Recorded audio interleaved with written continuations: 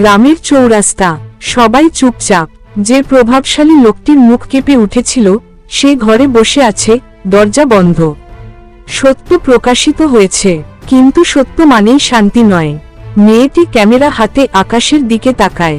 মেঘের ফাঁকে হালকা আলো। রাত। মেয়েটির বাড়ির সামনে অচেনা লোক দাঁড়িয়ে। কেউ দরজায় ধাক্কা দেয়। সব ভুলে যাও, ফাইলও ভুলে যাও। মেয়েটি ভয় পেলেও ক্যামেরা শক্ত করে ধরে। আমি ভয় পাবো না। হালকা বাতাস বয়ে যায়, জানালার পর্দা নড়ে ওঠে। মেয়েটি স্কুলে ফিরে যায়। পুরনো ঘর, মাটির নিচে কিছু চকচক করছে। সে খুঁড়ে বের করে একটি পেনড্রাইভ। সব সত্য একদিনে প্রকাশ পায় না। পেনড্রাইভে ভিডিওতে দুর্ঘটনার আগের দিনের ফুটেজ, কারো অবহেলা স্পষ্ট। মেয়েটির চোখে দৃঢ়তা। গ্রামের মিটিং, এবার প্রমাণ আরো শক্ত। ভিডিও চালু হয়, সবাই স্তব্ধ। প্রভাবশালী লোকটির মুখ ঘামে ভিজে যায়।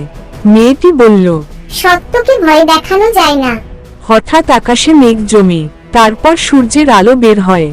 লোকটিকে সরিয়ে দেওয়া হয় দায়িত্ব থেকে। স্কুল নতুন করে গড়ে ওঠে। দেয়ালে লেখা, সততা আমাদের শক্তি। মেয়েটি নতুন বাচ্চাদের ছবি তোলে। হাসি ফিরে আসে গ্রামে। সূর্য ডুবছে। মেয়েটি দাঁড়িয়ে, ক্যামেরা এবার তার চোখের ক্লোজ আপ। আকাশে মেঘের ফাঁকে আবার সেই হালকা হাসি মুখের ছায়া। সত্য প্রকাশ সাহস চায়, আর সাহস বদলে দেয় ভবিষ্যৎ।